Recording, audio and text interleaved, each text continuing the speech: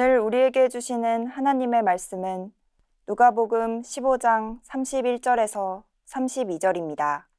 아버지가 이르되 너는 항상 나와 함께 있으니 내 것이 다 내 것이로되 이 내 동생은 죽었다가 살아났으며 내가 잃었다가 얻었기로 우리가 즐거워하고 기뻐하는 것이 마땅하다 하니라. 이는 살아계신 하나님의 말씀입니다. 아멘. 오늘 말씀의 제목은 전지적 하나님 시점이라는 제목입니다. 요즘 많이 유행하는 전지적이라고 하는 말들이 나와 있죠. 하나님의 관점에서 우리들이 한번 볼 필요가 있겠다. 오늘은 특별히 국내 사역에 대한, 우리들의 사명에 대한 말씀이기도 한데, 오늘 하나님의 관점으로 우리들의 사역을 다시 한번 보는 것, 그래서 하나님의 마음으로 우리들이 바뀌어가는 그런 관계를 여러분들과 함께 나누어 보려고 합니다.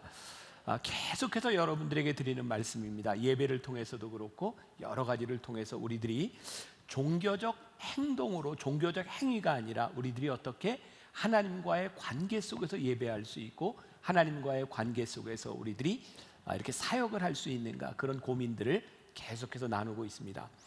우리가 성전 안에 모여 예배를 드리고 이 모여진 사람들이 무언가 여러 가지 일들을 합니다. 근데 우리들에게 그런 의문이 드는 거죠. 정말 이것들이 하나님의 마음에 합한 것인가? 하나님이 기뻐하시는 것인가? 두려운 겁니다.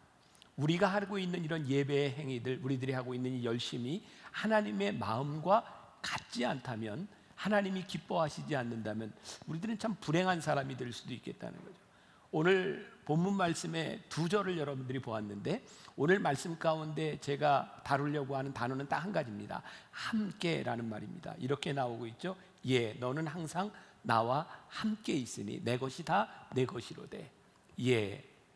너는 항상 나와 함께 있으니. 아버지는 함께 있겠다고 이야기를 하는데 자식은 함께 있다고 하는 것을 느끼지 못했던 것 같아요. 누가복음 15장은 우리가 잘 아는 돌아온 탕자의 비유입니다. 이번 시리즈를 통해서 굉장히 많이 등장하는 이 본문의 말씀이기도 하죠. 작은 아들의 타락은 무엇일까요? 아버지와 함께하지 못하고 아버지를 떠나간 것이 타락이었습니다. 큰 아들의 문제는 무엇인가요? 아버지와 함께 그 집에 살았으나 아버지와 함께하지 못한 것, 그것이 그 아들의 문제입니다. 오늘 이 예배 가운데 우리들이 적용합니다. 우리들이 하나님 앞에 예배하고 있지만 우리들이 함께 있지 못한다고 한다면 이 예배와 사역은 우리들에게 또 하나의 종교적 의무일 수도 있다는 거예요. 제가 종교적 의무로 설교를 하고 있고 오늘 여러분들이 종교적 의무로 예배를 드리고 있다고 한다면 하나님께서 동일한 마음으로 안타까워하실 것 같아요.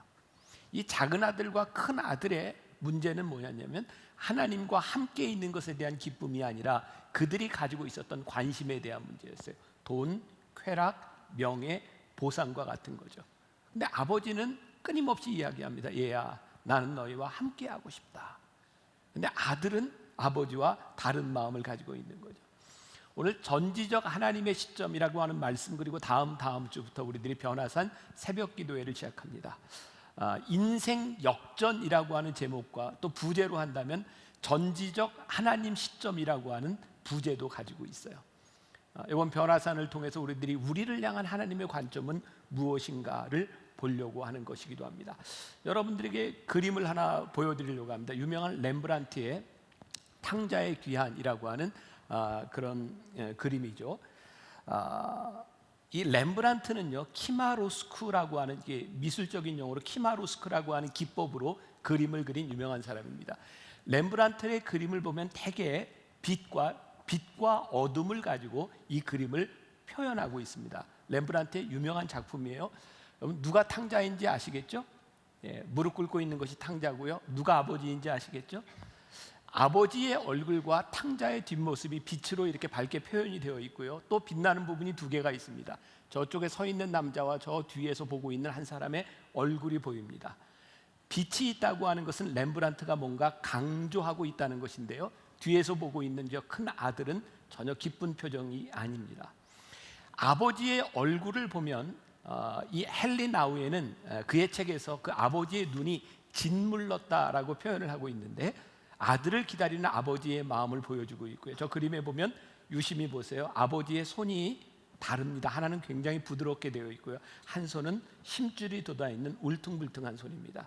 하나는 아버지의 마음으로, 하나는 어머니의 마음으로 아들을 안고 있는 모습입니다. 여러분, 돌아온 탕자의 머리를 보면 죄수처럼 빡빡 깎은 머리 빠진 모습이고요. 두 발을 보면 한 발은 찢어진 신발이 신겨져 있고 하나는 맨발로 다녔던 흔적, 상처들이 저기에 있습니다. 그 아버지는 그 아들을 감싸 안고 있습니다.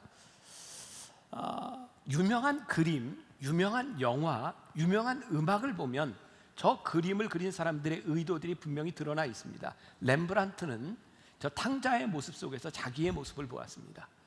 아들을 잃어버리고 말년에 비참해서 하나님 앞에 돌아온 자신의 모습을 보여주고 있는 거죠. 하나님 아버지와 그 아들을 안고 있는 그 모습, 하나님은 우리들의 끊임없는 관계를 원하신다.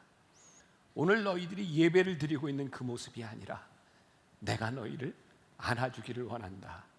그게 우리 하나님 아버지의 마음입니다. 우리들이 하고 있는 모든 우리의 신앙의 일들은 사실은 하나님과의 관계 속에서 나와야 되는 거죠. 근데 언제부터인가 우리는 보이는 것에 참 익숙해진 것 같아요. 예배 드리는 법, 하나님의 계명을 지키는 법, 그러면서 우리는 하나님과 함께 있는 것들을 점점 잊어버리고 살아가고 있는지 모르겠어요. 우리들이 사명이라고 생각했던 많은 부분들도 가만히 보면 우리는 하나님을 믿으며 우리들이 이루려고 했던 것들이 참 많은 것 같아요. 어쩌면 우리 가운데 많은 사람들은 천국에 가기 위해서 하나님을 믿는지 모르겠어요. 요즘 목회 상담이라고 하는 것도 참 많이 등장합니다. 목회 상담? 사실은 목회, 성경이라고 하는 것을 가지고 사람들의 이렇게 상처를 치유하고 이렇게 상담해 주려고 하는 거죠. 성경을 우리들이 유심히 보면 하나님은 우리로 하여금 한 번도 너희들이 천국에 가기 위하여 이렇게 예수를 믿어라 이런 말씀이 아니라 예수님은 이 땅 위에서 하나님 아버지를 우리들에게 끊임없이 설명하고 계시지 우리로 하여금 죽어서 천국에 가는 것이 목적이라고 말씀하지 않습니다. 하나님의 나라, 하나님 아버지를 아는 것이죠. 마가복음 12장 30절에 보면 내 마음을 다하고 목숨을 다하고 뜻을 다하고 힘을 다하여 주 너의 하나님을 사랑해라. 이것이 크고 첫째 되는 계명이다. 그러니까 성경에 우리들에게 본질적으로 이야기하고 있는 것은 하나님을 사랑하라는 거예요. 너희들의 천국을 사모해라. 너희들의 사명을 사모해라. 그렇게 이야기하고 있는 것이 아니라 하나님을 사랑해라. 이렇게 말씀하고 있어요. 우리가 하나님과의 관계 속에 들어간다고 하는 것은요, 우리들 마음 가운데 하나님의 마음이 들어오는 거죠. 그러니까 우리가 하나님을 믿으면서 오늘 이렇게 글로컬 선교가 여러 가지 여러분들에게 사역을 소개하고 있는데 그 안에 하나님의 마음이 들어오지 않는 우리의 사역들은 우리들의 종교적 행위가 될 수 있어요. 예수님께서 이 땅 위에서 사람들에게 참 보여주고 싶으셨던 것은 뭐냐면 하나님의 모습이었던 것 같아요. 하나님이 누구입니까? 이렇게 묻는 물음에 대하여 예수님은 나를 본 자는 아버지를 보았다 이렇게 말씀하고 있거든요. 이 말은 또 이런 의미가 아닐까요? 누군가 세상 사람들이 우리들에게 하나님을 좀 보여다오 라고 이야기를 하면 얘야 나를 보면 하나님의 모습이 보이지 않니? 우리들에게 정말 고민되는 부분들 가운데 하나가 우리들을 통하여 하나님의 아버지의 모습이 보여주고 있는가? 우리의 사명을 통해서 하나님 아버지의 모습이 보여주고 있는가? 요즘 많이 쓰는 말 가운데 하나가 선교적인 삶, 또 제가 많이 이야기하는 것 중에 하나가 레디컬한 삶. 과연 선교적인 삶, 레디컬한 삶이라고 하는 것은 무엇일까? 말씀을 준비하면서 그런 고민을 하게 되었어요. 우리는 그동안 하나님을 믿는 것에 대해서 우리들 혁신적인 변화, 우리들의 삶의 결단 이런 것들을 참 많이 이야기했는데 진짜 하나님을 믿는다고 하는 것은 그런 혁신적인 변화, 그거보다 더 소중한 게 있는 것 같더라고요. 고린도전서 7장 17절에 보니까 사도 바울이 크리스천들에 대하여 이렇게 얘기합니다. 각 사람을 부르신 그 자리에서 그대로 행하라. 그리스도인들에 대해서 한 이야기가 뭐냐면 하나님께서 너희를 부르신 그 자리에서 그리스도인으로 행하라.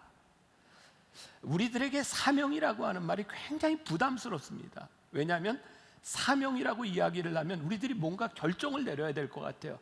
내가 직장을 그만두고 선교사로 나가든지 내가 새로운 어떤 하나님의 일을 하기 위해서 뭔가를 포기하든지, 분명히 포기와 결단이라고 하는 것이 우리들에게 중요한 것은 분명한데, 우리들이 하나님의 마음으로 살아간다고 하는 것은 사실 그것보다 더 중요한 것, 우리들의 삶의 자리에서 우리들에게 주신 하나님의 마음이 무엇인가.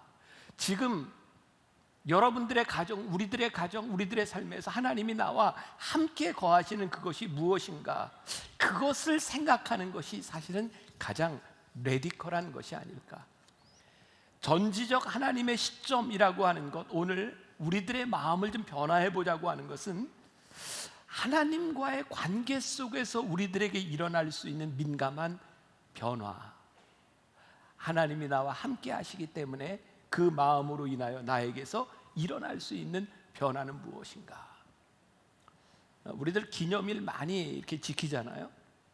예를 들어서 결혼 기념일, 그러니까 아내들이 원하는 것도 있고, 남편들에게 있어서 그 기념일 한번 잘못 지나가면 평생 힘들잖아요. 그러니까 이제 기념일을 잘 준비해요. 내가 당신을 위해서 이런 기념일을 이렇게 준비했어.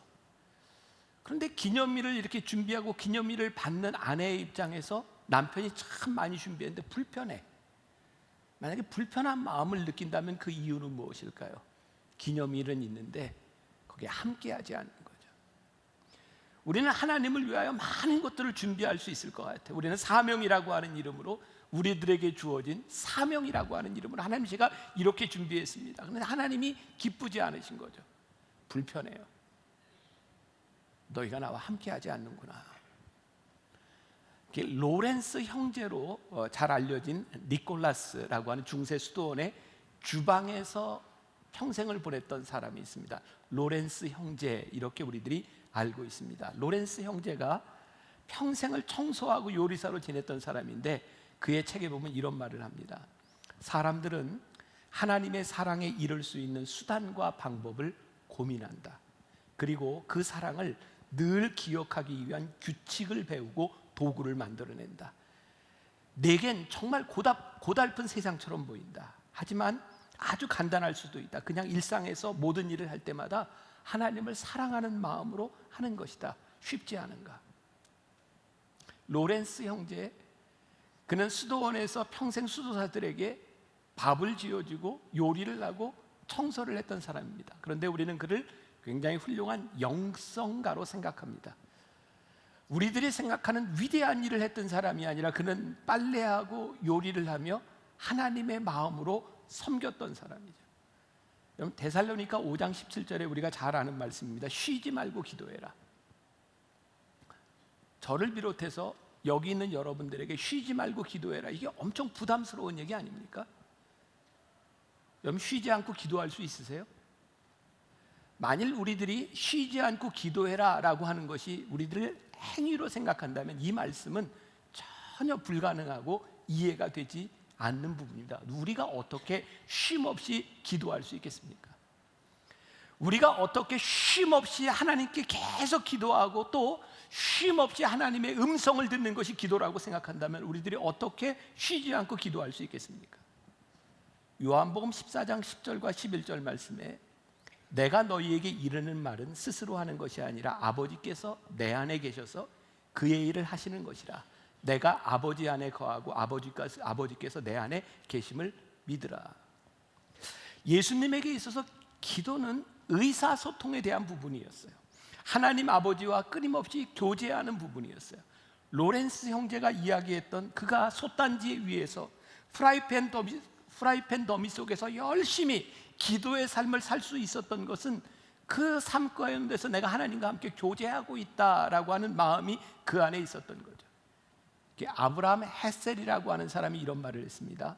여러분들 잘 활용해 보셨으면 좋겠어요. 기도의 핵심은 기도가 아니다. 기도의 핵심은 하나님이시다. 기도의 핵심은 내가 말로 기도하는 이것이 핵심이 아니라 기도의 핵심은 하나님이시다. 아까 제가 결혼 기념일에 대한 이야기를 했는데, 여러분, 기념일의 핵심이 있는 것이 아니라 기념일을 지켜야 하는 그 사람에게 핵심이 있는 거죠. 우리가 이것을 자꾸 잃어버리고 살아가는 것은 아닌가. 그래서 하나님의 마음을 잃어버린 우리의 사명이 하나님을 슬프게 하고 우리의 마음을 슬프게 하죠. 하나님과의 친밀함 가운데서 우리들이 하나님의 마음을 보기 시작하면 하나님의 마음이 아플 때 우리의 마음도 아파야 되고 하나님이 기쁘실 때 우리도 기뻐야 되는 거죠. 예를 들어서 한 가지 이렇게 훈련을 해볼까요? 요한복음 2장에 보면 예수님께서 성전을 헐라 내가 다시 세우리라 이런 말씀을 하십니다. 그 성전은 헤롯 성전입니다. 46년 동안 건축가들이 그 성전을 다시 만들었고 헤롯 성전으로 그 세워진 성전을 예수님께서 다시 세울 테니 헐어버리라고 말씀합니다. 46년 동안 지어진 그 예루살렘 성전을 예수님께서 왜 헐어버리라고 말씀하셨을까요? 요한복음 2장은 예수님께서 채찍을 들고 성전을 정화하셨던 그 예루살렘 성전입니다. 46년 동안 지어졌던 그 성전에 하나님의 영광이 떠났습니다. 하나님의 마음이 있지 않았습니다. 예수님께서 그 성전을 헐어버리라고 말씀하십니다. 제가 이번에 유럽에서 어떤 성당, 유명한 성당을 가보게 되었고요. 저는 주일날 인터넷으로 미디어 성도가 돼서 예배를 드리고 또 그 성당에 가서 미사에도 제가 들어가 보았어요. 제 마음이요, 그 큰 성당, 세계에서 몇 번째 간다고 하는 그 성당에 그냥 제 느낌입니다. 미사를 드리는데 정말 하나님의 마음이 없더라고요. 관광객들이 들어와서 그 미사를 드리는 그 모습, 그 큰 성당 안에 콜럼부스, 유명한 신대륙을 발명한 콜럼부스의 묘지가 있고요. 거기에 수많은 인디안들로부터 가져왔던 황금을 가지고 멋지게 만들어 놓은 황금상이 있고요. 멋진 성전 가운데 하나님의 마음이 없어요. 아마 그런 것이 아니었을까요? 언제부터인가 우리들이 멋진 성전에서 우리들이 멋진 예배를 드리고 있을지 모르지만 하나님의 영광이 떠나가 버린, 크고 아름답게 만들어진 그 성전을 헐어버려라, 내가 다시 세우리라. 이것이 헐려야 하나님의 영광이 다시 세워질 수 있고 하나님이 기뻐하실 수 있다. 제가 지난주에 그냥 굉장히 멋진 이렇게 단어가 하나 생각이 났는데 얘기를 해드릴까요 말까요? 제가 내년도에 이런 제목으로 설교를 한번 해야 되겠다. Reconstruction by Deconstruction. 괜히 얘기를 했다 싶기도 하고, 이게 무슨 말이냐면 Deconstruction, 무너짐을 통하여 Reconstruction, 다시 세워야 하리라. 이번 주에 저에게 들어온 마음이었어요. 무너짐을 통하여 새롭게 세워지는 것. 요한복음 2장에 예수님께서 헐어버려라, 내가 다시 세우리라 라고 하는 말씀, 예수님께서 우리들에게 성경을 통해 보면 통일한 맥락이 있는 것 같아요. 하나님께서 우리들에게 계속 원하시는 것이 있는 것 같아요. 근데 우리는 그 본질을 보려고 하지 않고 계속 우리들이 원하는 말씀을 이렇게 뽑아서 우리들에게 적용하려고 하는 거예요. 요한복음 15장에 우리가 잘 알고 있는 포도나무 비유가 있어요. 내 안에 거하라, 그리고 기쁨이 충만하게 하려 함이라. 사역이란 끊임없이 내가 하고 싶은 일들을 우리들이 채워나가는 것이 아니라 내가 하나님의 기쁨이 되기를 소원하는 마음, 그것이 우리들에게 살아있어야 될 텐데 우리는 너무 교회 중심적이고 우리는 너무 사역 중심적이고 하나님의 마음을 우리들이 잃어버리고 살아가는 것은 아닐까. 이번 주에는 제가 특별히 그 MMP에 대한 말씀을 여러분들과 좀 많이 나누려고 합니다. 우리 교회를 보면서 하나님이 주시는, 가지는 마음은 어떤 마음일까? 이 땅의 교회들을 바라보며 하나님께서 우리들에게 주시는 마음은 어떤 마음일까? 그 2014년도에 나온 책인데요, 그 가까운 선한목자교회 유기성 목사님이 쓴 우리 서로 사랑하자, 이 책에 보면 이런 예화가 하나 나옵니다. 어떤 젊은 목사님이 큰 교회에 부임을 하게 되어 청빙을 받게 되었습니다. 어떤 이야기를 듣고 가게 되었냐면 만장일치로 교인들이 원하니 이 교회에 오십시오. 그래서 기쁘게 그 교회에 청빙을 받아갔습니다. 그런데 사실상 만장일치였지 만장일치가 아니었습니다. 알고 보니 투표에는 243대 2로 2명이 반대를 한 사람이 있었습니다.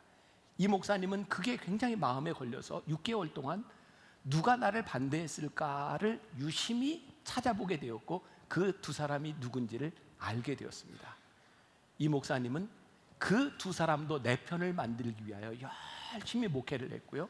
다시 이제 그걸 뭐라고 다시 재신임하는 투표를 하게 되었습니다. 결과는 243대 2였습니다. 두 사람이 찬성하고 243명이 반대를 했고 목사님을 싫다고 했습니다. 이야기 속에 나오는 겁니다. 너무 극단적인 이야기일까요? 우리가 세상에 있는 모든 사람들을 만족시킨다고 하는 것, 그것이 가능한 일일까요? 근데 우리는 사람을 만족시키려고 하는 것이 우리들에게 우상이 될 수도 있다. 우리 교회가 어떤 일을 해도 이 세상에 있는 사람들을 다 만족시키지는 못합니다. 우리 교회가 무슨 일을 해도 모든 교회가 우리 교회를 좋아할 수는 없습니다. 만일 우리가 사람의 마음과 세상의 교회의 마음들을 맞춰가려고 한다면 우리는 또 수없이 많은 적들을 만들어갈지 모릅니다. 그래서 우리 사역과 우리 교회에 대하여 우리는 누군가를 만족시키는 것, 그래서 그렇게 힘쓰고 애쓰고 살아가는 교회가 아니라 전지적 하나님의 시점에서 하나님은 우리 교회에 대하여 어떤 모습을 원하시고 우리는 어떻게 하나님의 마음에 드는 교회가 될까를 우리가 고민하고 하나님과 함께 있지 않으면 이 교회는 어쩌면 어느 순간 버림을 받을지도 모른다는 생각이 들어요. 우리나라는 70년대, 80년대, 1970년대, 80년대 굉장히 많은 성장의 시대를 지나왔고요. 경제적 성장과 더불어서 우리는 교회의 부흥도 경험을 했습니다. 소위 정말 무섭게 이렇게 성장하던 시대에 이 교회들이 성장하면서 교회를 통해서 여러 가지 비즈니스가 만들어지기 시작했습니다. 우리 교회 역시 지금 쓰고 있는 이런 영상 그리고 음향, 우리 교회가 가지고 있는 이런 장비들은 우리나라 교회들이 가지고 있는 다른 교회들이 참 부러워할 만한 굉장히 좋은 것들을 가지고 있습니다. 예배에 이런 것들을 사용하고 우리들이 쓰는 것, 이것이 잘못된 것이 아니라 예배를 위하여 얼마든지 사용될 수 있습니다. 그리고 교회 리모델링이나 이런 영상이나 이런 모든 장비들, 이런 의자에 이르기까지 이것을 팔아서 장사하는 사람들이 많이 생겨났습니다.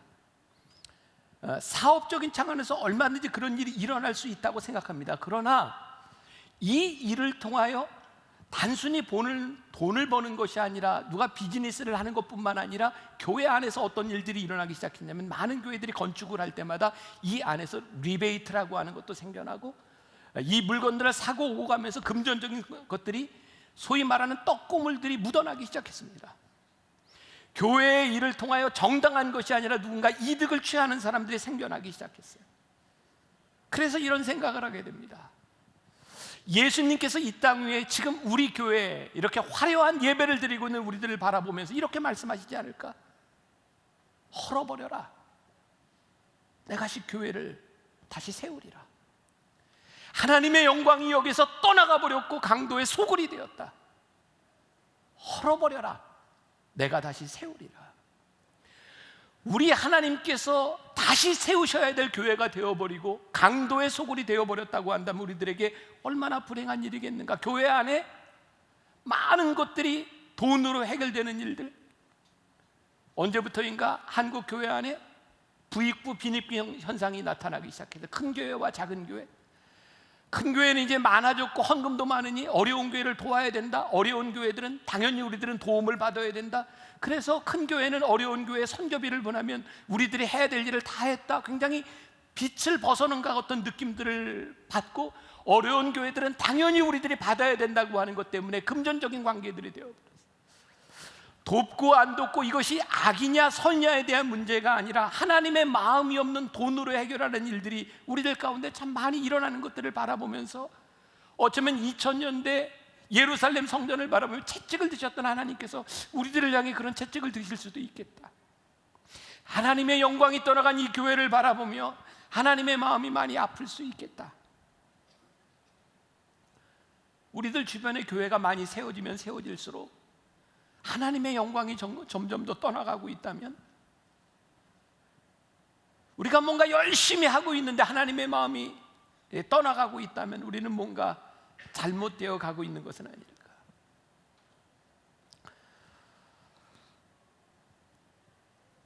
교인들의 모습을 보세요. 왜 많은 사람들이 만나교회로 올까요?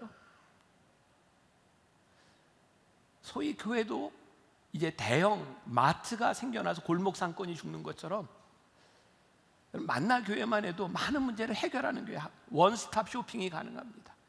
애들 데리고 오면 애들 양육도 돼요. 우리 실버 미니스트리도 돼요. 성경 공부도 돼요. 영성 훈련도 있어요. 만나교회 오면 모든 게 다 해결이 되니까 사람들이 우리 교회를 많이 옵니다. 그리고 저도 목회를 그렇게 했어요. 제가 선교학을 공부하면서 저 만나교회 목사로서 저는 교인들에게 참 좋은 교회, 그런 목회하고 싶었고, 교인들이 만나교회 와서 기뻤으면 좋겠고, 그래서 그렇게 목회를 했어요. 그리고 그걸 좋아하는 교인들이 만나교회에 많이 왔던 것 같아요. 근데 어느 날부터인가 교인들의 모습을 바라보며 참 교인들은 편한 걸 좋아하는구나, 그들이 편리한 걸 좋아하는구나, 힘든 것을 하려고 하지 않는구나. 흔히 하는 말로 하늘 밑에 분당이 있다 그러잖아요. 이게 세상 사람들만 하는 이야기가 아니라 한국에 있는 많은 교회 목회자들이 하는 이야기가, 분당은 정말 천국과 같은 곳이다, 이렇게 교회들이 많이 있고, 분당에 알만한 교회들 다 있죠. 어느 교회 아세요? 분당에 할렐루야 교회도 있고, 분당 우리 교회도 있고, 지구촌 교회도 있고, 선한목자 교회도 있고. 가끔 우리 목사님들 만나면 무슨 얘기 하는지 아세요? 어느 병원이 좋대. 우리 목사 중에 안 아픈 사람 하나도 없어요. 목회하는 게 쉽지 않아요. 모르겠어요. 쉽지 않은 것 중에 하나가, 물론 치열하게 살아가고 목회를 열심히 하려고 하는 이유 있죠. 교인들에게는 좋은 교회가 많다고 하는 게 너무너무 행복한 일이잖아요. 오늘 만나교회 예배 드렸는데 마음에 안 들어, 그럼 우리 교회에 가든 지구촌 교회 가든 할렐루야 가든 갈보리 교회 가든 갈 교회 많잖아요. 안 그래요? 여러분들에겐 참 좋은데, 목회자 입장에서 보면 야, 교인들이 언제든지 떠날 수 있어. 단순히 교회의 교인들이 떠나고 아니고에 대한 문제가 아니라 정말 두려운 게 뭐냐면, 이제 교인들이 자기가 원하는 것, 자기가 편리한 곳으로 쉽게 떠나가 버리는, 어쩌면 우리들은 하나님과 우리들 사이에서 관계와 함께함에 대한 문제가 아니라 우리들이 편안한 곳을 이용해서 내 문제를 해결하기 위해서 언제든지 떠나가 볼 수 있는 사람들, 어쩌면 이거 잘못되어 가고 있구나, 하나님의 마음을 잃어버리고 살아가고 있는 교회들이 되어버렸구나, 그런 고민들이 저에게 들기 시작하는 거예요. 그리고 만나교회가 그 고민을 함께 하게 된 거예요. 우리가 그리스도는 한 몸이다, 교회가 한 몸이다 라고 생각하는 것들, 우리들이 부인할 수 없는 것 중에 하나가, 여러분 저희 만나교회, 저희 교회를 예를 들어 봐도 지난해 올해 수년 전부터 우리 교회에 들어오는 대부분의 교인들은 초신자들이 아닙니다. 어딘가에서 신앙생활을 하다가 많은 분들은 상처를 받고 들어오기도 했어요. 제 마음에 늘 그런 저에게 주신 사명이라고 생각하거든요. 저는 교회 때문에 상처받은 사람들이 하나님께 상처받지 않았으면 좋겠다. 저는 교회가, 저희 만나교회가 참 좋은 교회 되고 싶어요. 그리고 저로 인하여 교인들이 상처받지 않았으면 좋겠고, 목사로 인하여, 교회로 인하여 하나님과 멀어지지 않았으면 좋겠어요. 그런 마음 가지고 목회하려고 노력해요. 그런데 여러분들이 어떻게든 여기에 모였던, 우리들을 이 자리에 모이게 했던 우리들의 신앙의 어머니, 우리들의 신앙의 모태가 되었던 교회, 그 교회가 어딘지 모르지만 그 교회들을 향한 하나님의 마음은 어떤 마음일까? 우리가 그냥 선교비 보내주고 그렇게 하는 것이 우리들에게 옳은 일일까? 목사인 저로서 굉장히 어려운 결단이었어요. 우리가 MMP 교회를 하고 우리 토요 예배 드리면서 in and out, 우리 모여서 예배 드리고 흩어집시다. 목사의 입장에서 이거 쉽지 않습니다. 저도 제가 설교하고 제가 예배 드리는 우리 교회 교인들이 차고 넘치면 저에게 얼마나 명예스러운 일이겠습니까? 근데 어느 날 하나님께서 저에게 주셨던 마음이야. 네 욕심만 버리면 할 일이 참 많다. 우리 교인들이 여기에서만 헌금하고 끝나는 것이 아니고 여기서만 예배드리고 끝나는 것이 아니라 하나님의 마음이 기뻐하시는 곳에 이렇게 이제 움직여질 수 있다면 너부터 내 욕심을 내려놓으면 내가 할 일이 참 많다. 그래서 인 앤 아웃을 시작한 거예요.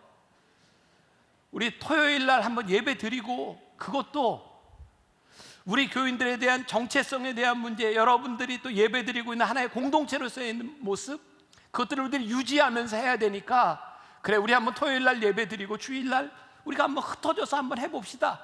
다른 교회 가서 우리들 섬겨주고. 여러분, 제가 진짜 제일 힘든 거 뭔지 아세요? 제가 이렇게 말하죠. 여러분들 어려운 교회 가서 도와주세요. 여러분들 그 교회 잘 섬겨주세요. 근데 어느 날 어떤 교인이 와서 저에게, 목사님, 저 그 교회 갈게요. 가서 열심히 섬길게요. 그러면 굉장히 서운해요.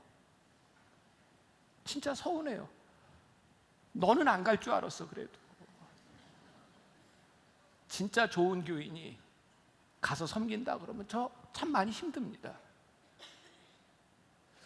나의 힘든 것과 하나님의 마음이 기쁜 것 가운데 내가 이것만 내려놓을 수 있으면 하나님 기뻐하시는 일들이 우리 가운데서 일어날 수 있다. 여러분, 옛날 제 시대도 아니죠.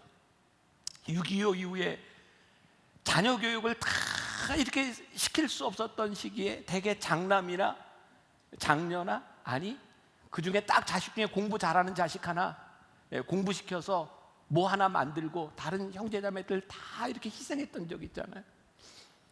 참 어려웠던 때 우리 식구 하나 잘된 것 때문에 가족을 책임지게 했던, 저희 그런 생각이 들더라고요. 여러분들 만나교회 지금 대한민국 교회 중에 몇 개 안 되는 교회 중에 하나입니다. 왜 하나님께서 만나교회를 세워주셨을까요? 하나님께서 왜 우리를 보내셔서 이곳에서 믿음의 공동체를 이루게 하셨을까요? 너 하나를 세움으로 인하여 내가 책임질 사람들이 참 많다. 우리들이 모든 것을 책임질 수 없지만 우리들에게 주어진 사명에 관한 한 우리는 그래도 책임적인 사람이 될 수 있다. 그래서 참 우리 힘들지만 한번 나가보자는 거예요. 그래서 제가 무책임하게 여러분들 아무데나 나가라 이런 것이 아니라, 지금 우리 거의 작업이 끝났어요. 리스트 작업이. 우리 주변에 있는 작은 교회들 여러분들이 가서 한번 예배 드려주고 같이 함께 해주고 하나님의 마음으로 좀 보듬어주고 할 수 있는 일들. 저는 제가 굉장히 세속적인 꿈인가요? 저 토요일 날 지금 주일 10시나 12시 예배만큼 이 자리에 사람들이 좀 모였으면 좋겠어요. 왜? 그 사람들이 토요일 날 예배 드리고 주일 날들은 이렇게 좀 갔으면 좋겠어요. 제가 그런 캠페인까지 하잖아요. 한 달에 한 번 주일 예배 안 나오기 운동. 제가 그냥 괜히 하는 말이 아니에요. 우리 교회와 우리의 사명에 대해서 하나님이 주시는 마음이 무엇일까? 두 아들의 문제가 무엇이었는가? 한 아들은요, 그가 하고 싶은 것을 하기 위해서 아버지를 떠나갔고요. 또 한 아들은요, 아버지와 함께 살고 있으면서 그가 함께 살고 있다고 생각하지 않고 아버지의 마음을 모르니 아버지와 함께 살고 있으나 아버지가 그 아들을 보면서 아팠던 거예요. 아버지의 뜻, 사명, 우리가 어떻게 아버지와 함께 하는가, 이것이 오늘 우리들에게 주시는 가장 큰 도전에 대한 부분이 아닐까. 헨리 나우엔이 처음에 보여드렸던 그 렘브란트의 그림, 탕자의 귀환이라고 하는 그 그림을 가지고 이렇게 책을 쓰면서 그 그림이 크리스찬들에게 더 많이 알려지게 되었고요. 이 헨리 나우엔이라고 하는 이 영성신학자가 유명한 이야기를 하나 한 게 있어요. 이 고개사에 대한 이야기. 여러분들 공중 서커스 있잖아요. 가장 화려한 게 뭐냐면 공중 제비를 도는 사람입니다. 근데 공중 제비를 도는 사람이 그 화려한 기술을 이렇게 보일 수 있는 이유는 딱 한 가지랍니다. 저기 매달려 있는 사람이 내 손을 잡아주려는 확신, 그것 때문에 공중에 날아가서 공중 제비를 돕니다.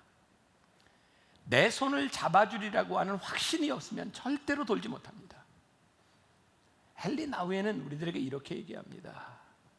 우리들의 사역, 우리들의 사명, 제일 중요한 게 뭔지 압니까? 우리를 붙잡아 주시는 하나님의 손이 있다는 것을 믿기 때문에 우리들이 할 수 있는 겁니다.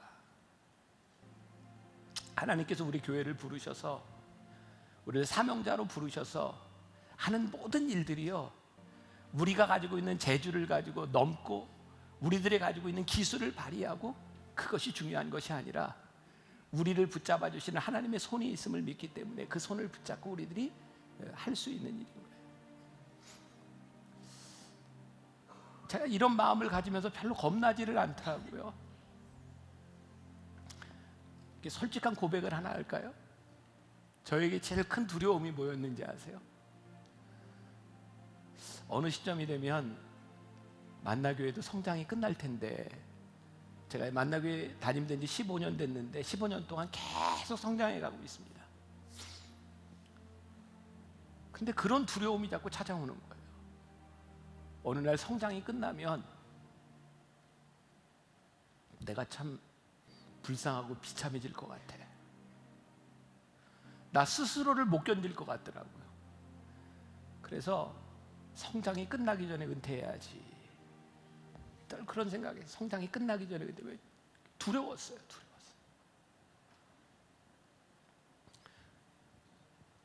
근데 하나님께서 저에게 요 수년 동안 주셨던 생각이 뭐냐면,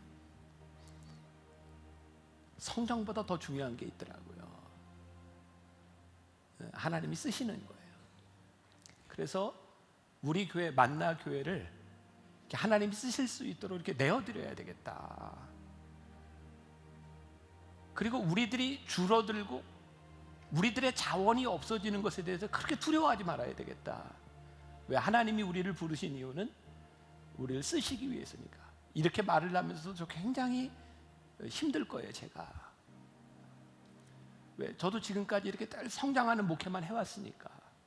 근데 실제 눈앞에서 뭐 주일 예배 드리는 성도들도 막 줄어들고 교회 1년 예산도 막 줄어들고, 제가 불성실하기 때문에 일어나는 일이라면 진짜 못 견딜 텐데, 하나님이 우리 교회를 쓰시기 때문에 일어나는 일이라면 기쁘고 괜찮을 수 있는 일이에요. 근데 저 혼자만 이런 생각을 가지는 것이 아니라 우리 성도들이 함께 체인지해야 돼. 우리의 마음을 바꾸고. 너무 여러분들 편안하게 편리하게 살 생각 안 했으면 좋겠어요. 조금 더 하나님의 마음이 있는 곳에, 하나님의 눈물이 있는 곳에, 하나님의 발길이 있는 곳에 우리들이 갈 수 있기를 바라고요. 그런 의미에서 우리 글로컬 선교, 우리 국내 선교 여러 사역들이 있는데, 여러분 아무것도 안 하는 분들 좀 하세요. 아버지의 마음이 있다고 생각하는 곳에 내 마음도 있게 해주세요. 저는 여러분들이 예배 구경꾼이 아니었으면 좋겠습니다.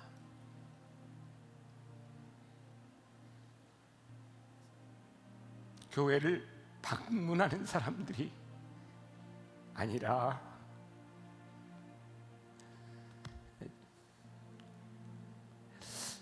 저부터 회개를 해야 돼요.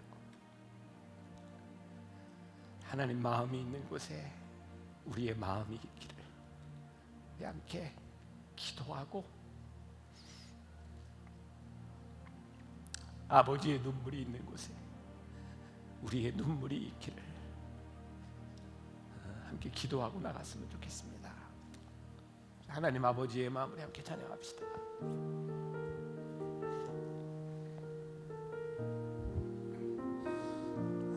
아버지, 당신의 마음이 있는 곳에 나의 마음이 있기를 원해요.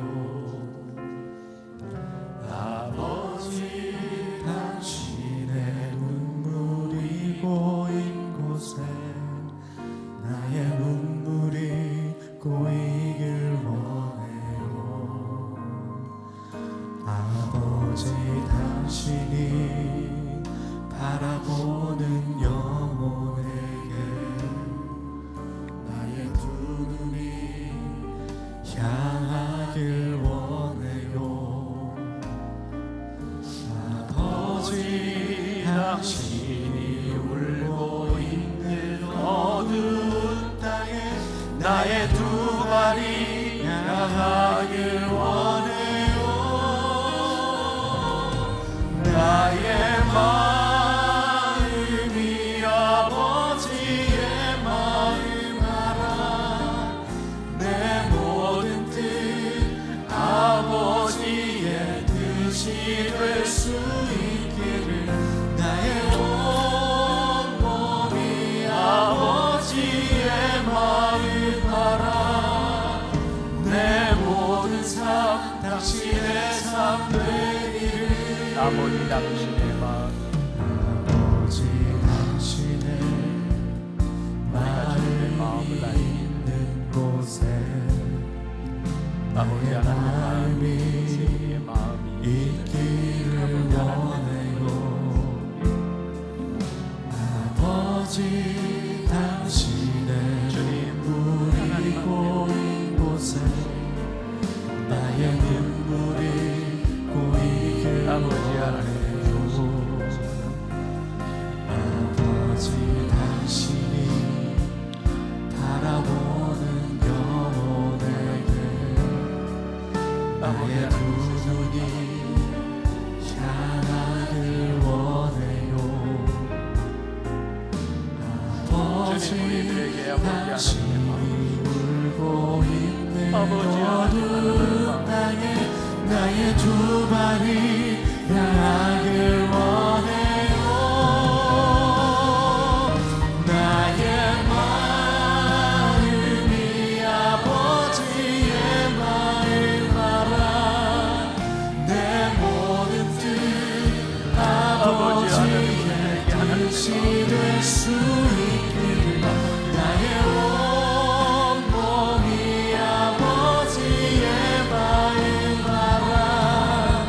내 모든 삶 당신의 삶 되기를. 나의 마음이 아버지의 마음 알아. 내 모든 뜻 아버지의 뜻이 될 수 있기를. 나의 온 몸이 아버지의 마음 알아. 내 모든 삶 당신의 삶 되기를. 나의 마음이 아버지의 마음 알아. 아버지 하나님, 하나님의 마음을 알고 뜻 아버지의 뜻이 될 수 아버지 하나님, 하나님 앞에 우리 나의 온 몸이 아버지의 마음 알아. 아버지 하나님, 내 하나님 모든 삶 당신의 삶 되기를. 아버지 하나님, 우리를 부르신 하나님 앞에 아버지 나의 마음이 아버지의 마음 알아. 내 모든 뜻 아버지의 뜻이 아버지 될 수 하나님, 하나님 앞에 있기를. 나의 온 몸이 아버지의 마음 알아. 아버지 하나님 땅을 내 바라보고 모든 삶 당신의 삶 되기를. 아버지 당신의 아버지 하나님 앞에 마음이 있는 곳에 나의 마음이 있기를 원해요. 아버지 당신의 눈물이 고인 곳에 나의 눈물이 고이길 원해요. 아버지 당신이 바라보는 영혼에게 나의 두 눈이 향하길 원해요. 아버지 당신이 울고 아버지 하나님의 마음 어두운 땅에 나의 두 발이 아버지 하나님의 마음을 원해요. 나의 아버지 하나님, 하나님의 아버지의 마음 아버지 하나님, 하나님의 마음 앞에 우리들이 내 모든 삶 아버지 하나님의 마음 마음을 알아가시고 뜻이 될 수 있기를 나의 온몸이 아버지의 마음 알아 아버지 하나님 마음 알아 삶 당신의 삶 아버지 하나님의 마음 알아가시고 나의 마음이 아버지의 마음 알아 내 모든 뜻 아버지의 뜻이 될 수 있기를 나의 온몸이 아버지의 마음 알아 내 모든 삶 당신의 삶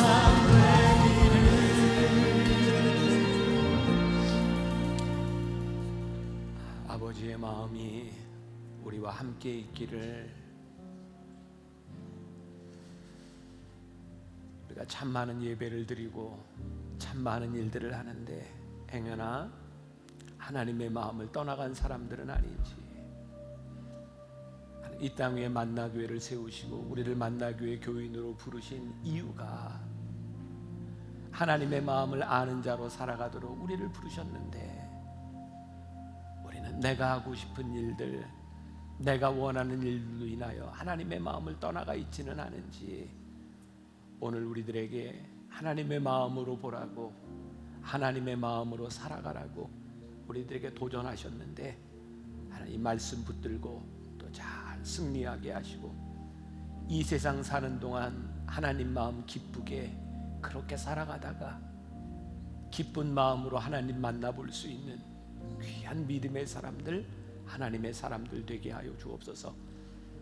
이제 우리들의 명절을 맞이해서 우리 귀한 우리의 식구들 사랑하는 사람들 만나게 될 터인데 그곳에도 함께 하시는 하나님의 기쁨을 서로 고백하는 주의 백성들이 되게 하여 주옵소서. 오늘도 하나님 앞에 드려진 귀한 예물 우리의 헌신들이 정말 하나님의 마음을 기쁘게 하는 하나님 받으시는 영광스러운 일들이 되게 하여 주옵소서. 지금은 우리 주 예수 그리스도의 은혜와 하나님 아버지의 무한하신 사랑과 성령의 인도하심이 하나님의 마음으로 이 세상을 바라보고 하나님의 마음으로 우리가 하는 일들을 바라보고 하나님의 마음으로 그렇게 살아가기를 소원하며 이 세상으로 나가는 당신의 사랑하는 모든 백성들을 위해 지금부터 영원까지 함께 하시기를 간절히 축원하옵나이다. 아멘.